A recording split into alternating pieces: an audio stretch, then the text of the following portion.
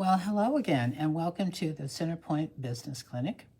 It is hosted by Centerpoint Public Library, and we are going to be talking about time management today.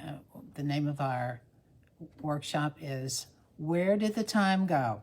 And I have to give a shout out to Kara Willem, who is the manager of adult services here at Centerpoint Public Library, for that fun title, Where Did the Time Go? My name is Octavia Karansky, and I'm actually the administrator for a Facebook business page called 35215. On 35215, we make free listings possible for local business. We support local business. You can post your products and services there. We post announcements about upcoming conferences, jobs, and yes, trainings like this one. So if you have a second, go to 35215 and take a look. We are here at the Business Clinic once a month, each month, and we discuss challenges that are common for most small businesses. Last month, for example, we discussed competition, and I gave some suggestions for how you might help your competitors help you make your business bigger and better. You might want to check that out. I think it's still on the Centerpoint Public Library's Facebook page and YouTube channel, okay? This month we'll be talking about time management, as I have already said, and this discussion will center on time during a business day, although some of the principles that I'm going to offer to you can be used very successfully for your personal use in your personal life. So speaking of time, let's go ahead and get started. I have prepared a little visual for you to help us through this discussion. You know, some of the benefits of better time management, I'll just mention to you, are reduced stress. And who can't use a little less stress? It is also you're also more likely to complete goals if your time is managed correctly. And that is very satisfying in both personal and business. Now, I have an exercise I've developed for you. I should show that to you first. I have an exercise I've developed for you, and it'll just take a few minutes of your time. I'm going to give you permission to wait until Monday to do this because it is about a business day. And here's how the exercise goes. You're going to take just a single sheet of paper. Can you see that, Kara? See that, a single sheet of paper, and fold it into three parts like this, thusly, and you will have three columns. And I'm going to give you what you're going to write at the top of each of these three columns. And I promise you that by the end of that day, you will know better where your time is going. And we're going to talk about why, so you will know what you plan to do, what you actually did, and what happened. Because often column A, what you plan to do, doesn't match up with column B, what actually happened. So we're going to talk about those three columns. And as I said, I prepared a little visual for you to help us through this conversation. I interviewed a small business owner, and I'm not going to reveal who it was, but she has given me permission to use her day as an example. So in column A, which is going to be called How I Plan to Spend My Time Today, you will take 5 minutes in the morning and just jot down 4 or 5 things that you intend to accomplish that day. That's what you're going to do in column A. Now, here are the things that she selected for that day. These were her goals for the day. She chose finance, and she said she was going to spend an hour and a half on finance. Oh, and I should have said that. You not only want to list the things you want to accomplish, but how much time you plan to spend on accomplishing that goal. So this particular business owner said that at the top of her list was finance. That's 1.5 hours that she was going to spend that day. Now, finance can include any number of things. It could be meeting with your bookkeeper and going over your balance sheet or your profit and loss sheet, or it could be looking online for bidding opportunities. The point of dedicating some time to finance is to examine your cash flow. How much is going in and how much is going out? This should always be at the front of your mind. So finance could be any number of things about cash flow, depending upon where you are in your business, whether you're in startup or whether you are well established, over 5 years. You still want to know where your money is. She was going to spend 1.5 hours on finance. The next item on her business agenda for that day was to coach her employees. She was going to spend 2 hours that day coaching her employees. Now, I totally approve of this use of time for small business owners. You want to make sure that your employees not only understand what their job is, but what their purpose in their job is and what the purpose of the company is. This is very important for employee buy-in. You want your employees to feel comfortable about making judgments, making decisions, and doing their best possible job. And in order to do that, they need proper training. And this requires consistent interaction with your employees. Your employees can deliver very important information to you about your customers because, after all, they spend more time with your customers than you do. And so you want to ask them questions about that. What kind of comments come up? What kind of problems come up? What did you do about it? This is employee coaching. It's often misunderstood, and I'll talk a little bit about that. A little bit more about that later. But she planned to spend 2 hours coaching her employees. She happens to have 2 employees. I thought that was quite a bit of time, but if these are new employees, then perhaps 2 hours on that particular day was appropriate. The next item on her business agenda for that day was marketing. And I put the Facebook logo there because for small business, social media marketing is how they market. It's a very inexpensive and effective way to do marketing for small business. Now, in marketing, you might want to go online and check for other platforms, for example, that you may need to be posting on. You want to be making sure that your message is clear and communicating the value of your company, of the product and the service. You want to make sure that the contact information is readily available, and you want to make sure that it's working. We always want to track results from our marketing. So she was going to spend 2 hours on her marketing. I absolutely approve of marketing being on the list, and 2 hours spent on it is 2 hours well spent, in my opinion. So far, this small business person is doing just fine, according to me. The next item on her agenda was personal development. This item is very often overlooked by small business owners. Personal development is very individualized. It depends upon the small business owner. For some small business owners, personal development could occur when they're working with their bookkeeper. Maybe the small business owner does not know how to read financial statements, and so sitting with the bookkeeper could count as personal development. For some business owners, it may be a more personal development. For example, if you have trouble saying no, you might want to look for some webinars, seminars on management, or read a book on management, because saying no is very important in business. It's just as important as saying yes. So you know your strengths. You want to continue to develop those strengths. You also know where you need support, and you want to find ways to find that support for yourself so that you can be all that you need to be for the sake of your business. And the fifth thing that this small business owner had listed for today was networking. She was going to devote 1.5 hours to networking. On a scale of 1 to 10, I believe networking is a 12. And here's why I say that. You need to be able to, as a small business owner, in order to grow, get to the decision makers. There is a point in the life of a business in which it is no longer so much about what you know. Your product is as good as anyone's. Your service is as good as anyone's.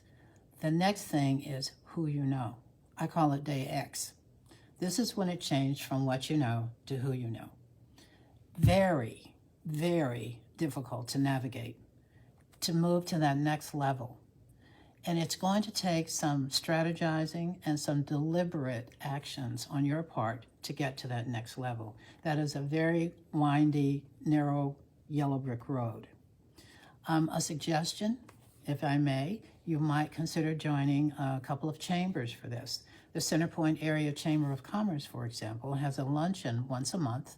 They invite a featured speaker. You could learn, you could do some personal development there. And the attendance, as I understand it, is quite good, 20, 25 people, and they are, for the most part, CEOs of their company. This is a perfect opportunity to learn and to also do that networking. You have to get to the yes person, the person who can sign the contract and write that check. And networking is how that's done. So if you're not doing any networking, you are dooming your business to a plateau situation, and where you are making all the money, no matter how good you are at what you do, you are making all the money that you're going to make. You have to have some kind of plan around networking. So these were her 5 goals. By the way, this comes to an 8-hour day, and you will notice that none of these are actually working in the business. She's not cutting hair, that's not listed here. She's not mowing lawns, it's not listed here. She's not hanging clothes, not listed here. This is all about building infrastructure for the business. And as the owner, this is actually your major job. You hire employees to actually do the work. 8 hours, I think 8 hours well spent. Let's go to column B and see what actually happens. So at the end of your day, you're going to spend 5 or 10 minutes and write down what you actually did and how much time you actually spent on these activities. This is her column B, which we're calling How I Actually Spent My Time. This is where the time went. On finance, we had decided to spend an hour and a half on finance. She actually only spent a half an hour. Now, there may be an explanation for this. Perhaps her goal was to find new bid opportunities. She went online and found them immediately, and she decided to spend the other hour preparing proposals. Maybe a deadline was coming up. Okay, that's okay. I would give her a star for that. But we would need to know what happened to that other hour, because remember, the point of this is how you spend your time and what happens, which we'll get to in column C. Her next agenda item was coaching employees. She had said she was going to spend 2 hours. We see she spent 3 hours. If I were coaching this small business owner, I would definitely ask her about that extra hour. Why did you need an additional hour to coach your employees? Now, I had promised I would talk to you a little more about what coaching employees involves. I'm going to approach it another way and tell you what coaching employees does not involve. This is not an opportunity to talk about their marital problems or why their grandchildren are not reading at the level that they should be reading. It is not that kind of coaching. It's coaching about business. If, for example, they're having trouble getting to work on time, is there something that you need to know about that? If they're having trouble navigating some of the equipment, do they need additional training about that? Because remember, your employees can actually contribute to the bottom line of your company. If you're a service organization and one of your employees is out, finishes a service call, they should have a stack of business cards, and they should feel comfortable in saying to the customer, if you're happy with our work, and it happens to come up in conversation, we would really appreciate it if you would make that referral. They can actually contribute to your bottom line if they're well trained. That's the kind of coaching that I'm talking about. How to handle a customer complaint. What to do if a customer comes in and they are unhappy with how things are going. That's the kind of coaching we're talking about. What you want from your employee is to move them from employee to stakeholder. You want them to feel necessary to the company, important to the company, and the way to do that is to stay in touch with your employees and provide them with the information that they need in order to do their best possible job. What is the long-term benefit for the company? Long-term employees. Also, the company does better. Possible bonus, possible raise, possible new job opportunities, possible higher job opportunities. This is what you want to present to your employees, and that's the kind of coaching that needs to happen there. So I don't know why she spent an additional hour with her employees. Perhaps there was a problem and she had to go out and take care of it. I don't know. We didn't go into that kind of detail. But again, this is about keeping track of how you're spending your time. You ought to know why you had to spend that extra hour with the employee. Okay. Now, her third item was marketing. She was going to spend 2 hours on marketing, and she did. And I'm going to give her a star for that. I'm going to assume she wasn't actually shopping, but she was, in fact, looking for additional marketing opportunities. Marketing, by the way, is one of those things that can be farmed out successfully. You can hire a marketing firm and have them take over the marketing, and then you could use those 2 hours for networking, let's say, getting additional customers in or meeting people who can say yes. You could use those 2 hours for other activities that contribute to company growth. But I'm going to give her a pass. She did spend 2 hours on marketing. She said it was marketing, so we'll go on to the next category, which was personal development. Now, this business owner said that she was going to spend an hour on personal development. She spent a half an hour. If I were coaching this particular business owner, I would ask her what happened to that half hour.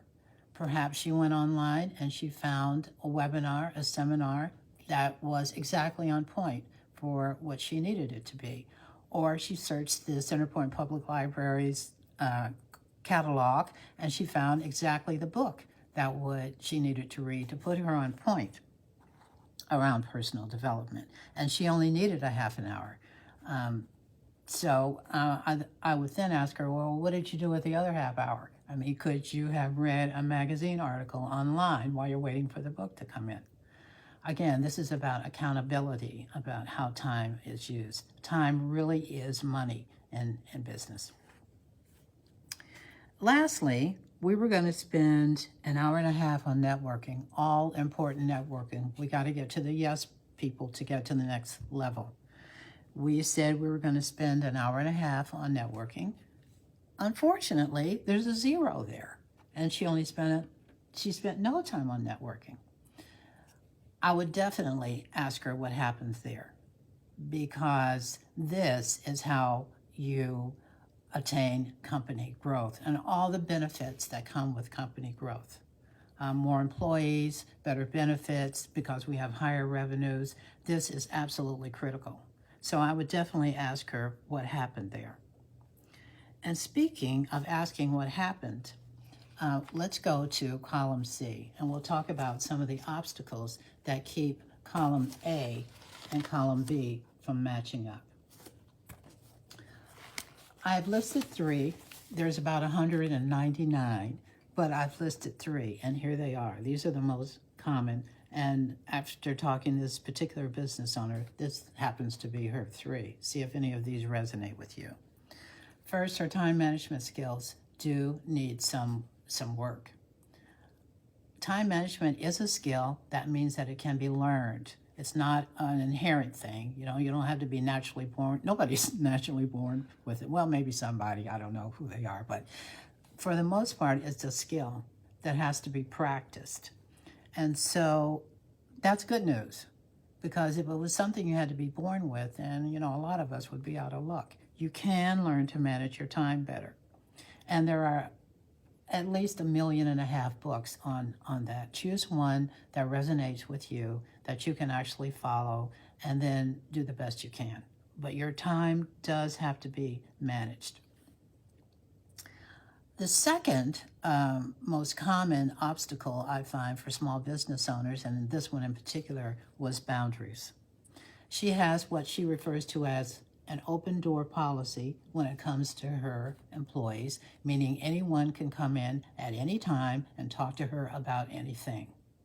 And it sounds wonderful, and probably her employees appreciate that, but it's not the best practice for business, which is the best scenario for her employees and the company. We do have to set boundaries, not just with our employees, but with other interruptions.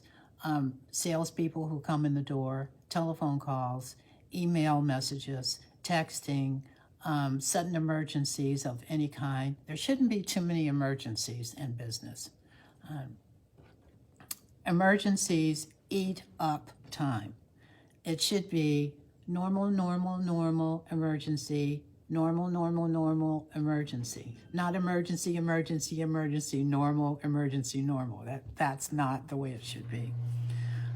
You should be able to train your employees so that there are not so many emergencies and empower them to make judgment calls and decision makings so that they don't have to come to you with every single solitary, I need to buy some thumbtacks kind of question.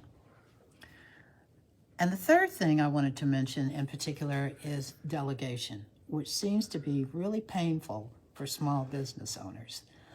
Once your employees are trained, let them do their job. I see too many small business owners training their employees, but then they go over and do part of their job. Maybe it's something they enjoy doing. And so they'll go out and they'll cut hair, or they'll hang clothes, or they'll do whatever it is that's involved in the business because they enjoy doing it. And I'm not saying never do that, but for the most part, the employees are there to do that job. Let them have the satisfaction of doing that job and getting good at doing that job, and you take care of the other stuff that the employees cannot take care of. Okay. Well, that's not all, but that's all we have time for today. I hope that was helpful. That is always my goal. I want to thank Centerpoint Public Library for permitting Centerpoint Business Clinic and for this time with you. In summary, I just want to say this. You are the greatest asset to your company. You are also its biggest challenge. You are the biggest threat to the success of your company. It is your decision. I hope that you make the right decision because we need you. We need you to do well, and we want you to do well. Next month, we're going to be talking about finance, and just finance. How do lending institutions see your business? Why is it so difficult to get money, to find money? What to do in bidding opportunities. We're going to be talking about money next month. Okay, you can reach me, by the way, if you would like to get copies of these sheets, if you think it would be helpful. You can reach me by inboxing me at 35215, or you can email me at email.35215@gmail.com. That's info.35215@gmail.com. I'd love to hear from you. Any comments, suggestions, concerns, criticism, I'm open to all of it. I want to hear from you. That's why we're here, to help you. In the meantime, try this on Monday. I hope you have the best week ever, and I'll see you next month.